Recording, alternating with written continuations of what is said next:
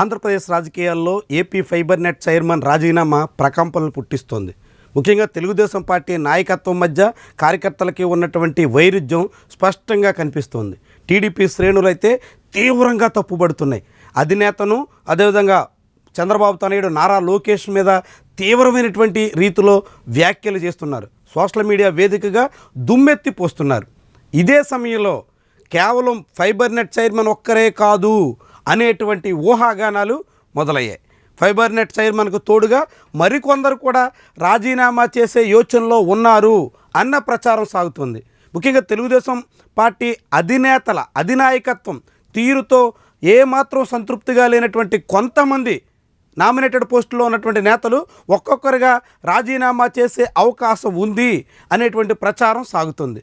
ఈ క్రమంలో మొట్టమొదటి పేరుగా టీటీడీ చైర్మన్ బిఆర్ నాయుడు పేరు వినిపిస్తోంది. వాస్తవానికి బిఆర్ నాయుడు టీటీడీ చైర్మన్ హోదా కోసం చాలా తీవ్రంగా కృషి చేశారు.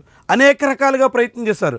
ఆయనకు రాకుండా ఉండడం కోసం పలువురు అడ్డంకులు పెట్టారు. వాటన్నింటినీ అధిగమించి చివరికి బిఆర్ నాయుడు టీటీడీ చైర్మన్ హోదా దక్కించుకున్నారు. కానీ ఆయనకి చైర్మన్ హోదా దక్కిందన్న ఆనందం కొద్ది రోజులు కూడా లేకుండా చేశారు. అక్కడ జరిగినటువంటి ఘటనల రీత్యా నేరుగా ఈవోగా ఉన్నటువంటి ఐఏఎస్ అధికారి టీటీడీ చైర్మన్ని చంద్రబాబు సమక్షంలోనే తీవ్రంగా అడ్డుకున్నటువంటి పరిస్థితి అందరూ చూశారు. బహిరంగంగానే ఒక ఐఏఎస్ అధికారి టీటీడీ బోర్డు చైర్మన్ మీద ఆ రీతిలో స్పందించినటువంటి తీరుని పలువురు తప్పుపట్టారు. ఆ ఘటన మరవకముందే మళ్ళీ తిరుమలలో జరిగినటువంటి తొక్కిసలాట ఉదంతం సాక్షిగా బిఆర్ నాయుడు క్షమాపణ చెప్పాల్సిందే అంటూ పవన్ కళ్యాణ్ బహిరంగంగా డిమాండ్ చేశారు. చెప్పే వరకు ఆయన్ని సోషల్ మీడియాలో జనసేన సైనికులు ట్రోలింగ్ చేశారు. చివరికి ఆయన అర్ధమనస్కంగానే క్షమాపణ కూడా చెప్పాల్సినటువంటి పరిస్థితి వచ్చింది. తన తప్పు లేకపోయినా నేరం అంగీకరిస్తూ క్షమాపణ చెప్పాల్సినటువంటి పరిస్థితికి ఆయన రావాల్సి వచ్చింది. ఇలాంటి కొన్ని ఉదంతాలు ఆయన్ని తీవ్రంగా కలచివేస్తున్నట్టుగా ప్రచారం సాగుతోంది. ఆయన ఏమాత్రం ఈ పరిస్థితిని సహించలేకపోతున్నారన్న వాదన వినిపిస్తోంది. అదే సమయంలో ఆంధ్రప్రదేశ్లో బలపడాలని ఆశిస్తున్న బీజేపీ నాయకత్వం బిఆర్ నాయుడుతో టచ్లోకి వెళ్ళింది అనేటువంటి ఊహాగానాలు కూడా వినిపిస్తున్నాయి.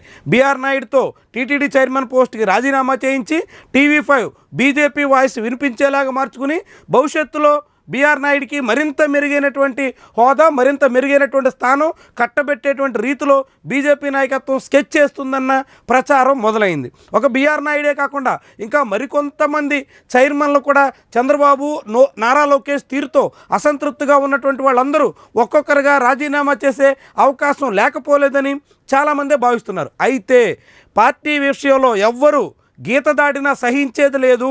ఎవరైనా పార్టీ అధిష్టానం ముందు తలొగ్గి ఉండాల్సిందే, పార్టీ అధిష్టానం నిర్ణయాలను అనుసరించాల్సిందే అనేటువంటి సంకేతాన్ని చంద్రబాబు నిన్న చాలా స్పష్టంగా పంపించినట్టు కనిపిస్తోంది. ముఖ్యంగా జీవీ రెడ్డి రాజీనామా చేసినటువంటి కొన్ని క్షణాల్లోనే ఆ రాజీనామాకు ఆమోదం తెలిపినటువంటి తీరు అందుకు సంకేతంగా కల్పిస్తుంది. తద్వారా ఎవరైనా సరే తోక జాడిస్తే సహించబోను అనేటువంటి సంకేతాన్ని చంద్రబాబు పంపించినట్టుగా అంతా భావిస్తున్నారు. మరి చంద్రబాబు అందరినీ హెచ్చరించే రీతిలో ఇలాంటి సంకేతాలు పంపినట్టుగా కనిపిస్తున్నటువంటి నేపథ్యంలో ఆయన హెచ్చరికలకి మిగిలినటువంటి నేతలంతా తలొగ్గుతారా, లేకుంటే తలెగరేసి చంద్రబాబు నాయుడికి బై బై చెప్పేసి జీవీ రెడ్డి బాటలో నడుస్తారా?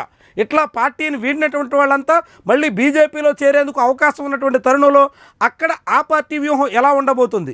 ఇవన్నీ కూడా అనేక రకాల చర్చలకు ఆస్కారం ఇస్తున్నటువంటి పరిణామాలు. ఏం జరుగుతుందో చూద్దాం.